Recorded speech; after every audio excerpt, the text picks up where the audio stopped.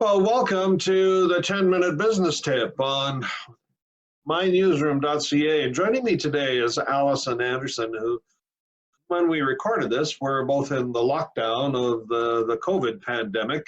I in my home in Canada, her in Texas. And now she has a Saskatchewan kid, so that's where we first met. She's from Weyburn and then went on to, I was working in Moose Jaw.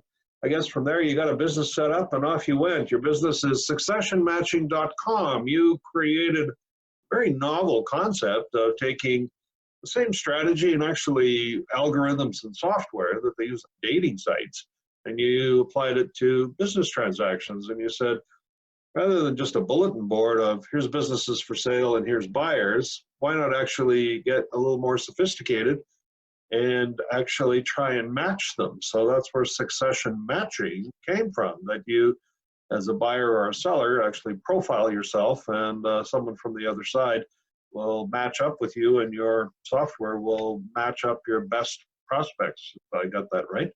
But anyway, that's an interesting story, and we can talk about that on another day. But what I want to talk to you about today is so timely during the middle of the COVID pandemic, because everybody's working from home and we're trying to adjust to that new reality. But you've been doing this for a long time because you made this magical discovery of an untapped labor pool that perhaps, more people should be thinking about, but you discovered it's actually a pretty potent labor pool, and I'm going to let you take it from there. So tell me about it. Perfect. Thanks for having me, Paul. So this was kind of more of my personal experience, and I've noticed a lot in my community. When I was living in Moose Jaw, I met my now husband, who is in the Canadian Armed Forces, and a lot of the other spouses were fairly educated, but the problem with moving around every 2 years is individuals, it's harder to make career changes and things like that. So there's a dedicated individuals that are very competent. They have lots of different experiences and things like that. And they're looking for stable employment that they can just pick up their laptop and follow them wherever they go. So we've noticed as a company is a number of different benefits, whether we bring on individuals as employees or as contractors. Actually today I use 2 military spouses, one for legal work and one for translations. Think about the diversity that we have across Canada and even across the world. But if you want to know something about rural Ontario, likely you can tap into someone in the military spouse community that knows firsthand a lot about those types of communities. There's other benefits like their spouses have really strong benefits. So trying to attract and retain employees, it's not as important as a startup that we offer a super strong benefit package because they're covered on that side of things. So we found so many different benefits from tapping into this labor pool.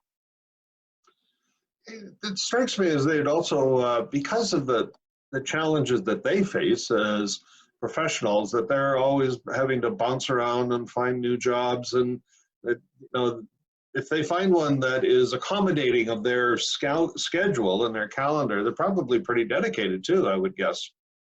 Absolutely. Some of our longest term employees or contractors have been military spouses because they don't want to give up that position. They don't know where they're going to be in 2 years. And showed that the number one reason why the people left the Canadian Armed Forces is because they're supposed to find employment. So this creates a lot of turmoil. It not only helps them professionally as well. Isn't that fascinating that there's actually a piece here that's related to supporting the military in that context, because it allows a career military person to become a career military person because their spouse actually is capable of, maintaining the continuity of a job even though they may be moving around. Yeah, and so many other different benefits too. We have people across all different time zones that when our members are awake on the website, they're available to do calling and things like that. And, although that friction was identified, you can't make diamonds without a little bit of friction too. So it's been great to see this spin-off of different programs available. So if any employers are interested in tapping into the military spouse community for potential employees, you can go to canadacompany.com it's a not-for-profit charity that matches employers with military spouses.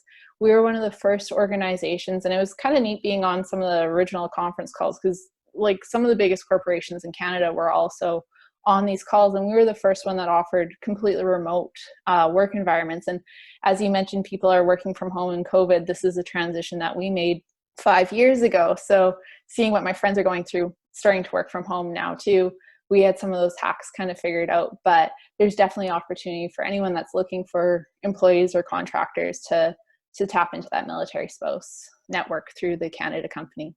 That was something I was going to ask you. I mean, what advice you give to other employers about looking at this talent pool? And I mean, I think back to work I did in my communications field back 20, 25 years ago. We were kind of pioneering the notion of the First Nations community as an untapped labor pool in the province. But at the same time, we were looking at the smaller community, but one nonetheless that was being overlooked was those with disabilities.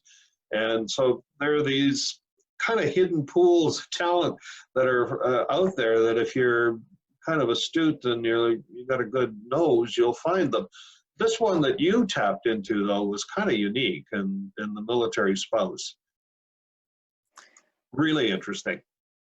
Yeah, I think some of the advice I'd give employers is know what specific roles or tasks you want the individual to do for your organization, and look for maybe other labor pools or jobs that would be applicable for. I think a really good example of that is think of someone, if they're a teacher as a military spouse. It's really hard to get on with a new school division every 2 years. And so oftentimes people won't get into the school division. They're frustrated if they're a substitute teacher. Teachers are very dedicated. They're very patient. They're very organized.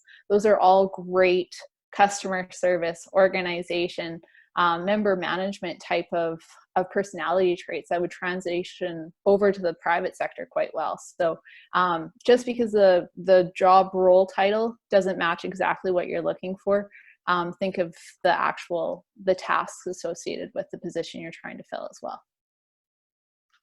Great advice on that. And, well, we still have a couple of minutes left here. I think I'd be remiss if I didn't give you an opportunity to pitch your company a little bit.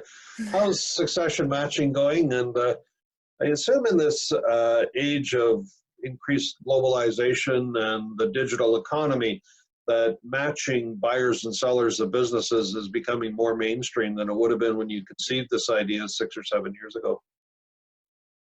Yeah, absolutely. So this year's definitely been a year of change. And as you know, Paul, we went through a great accelerator program called TechStars. So it's one of the leading accelerator programs in the world. And so this might be a little bit surprising, but we actually started in 2011 and incorporated in 2012. And so we've been around for quite a long time. And I thought, like, hey, I wasn't really looking for accelerator program for startups.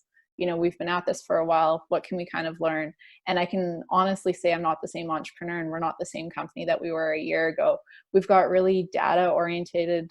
We're a two-sided marketplace that matches buyers and sellers of businesses, but we've just learned so much about filling up our sales funnel and making those conversions and driving those matches really, really quickly. So our sales cycle used to be about 10 months, and now it's less than 30 days. So I'm super proud of what our team's been able to accomplish in that time, and just like the abilities in the network to be able to go global.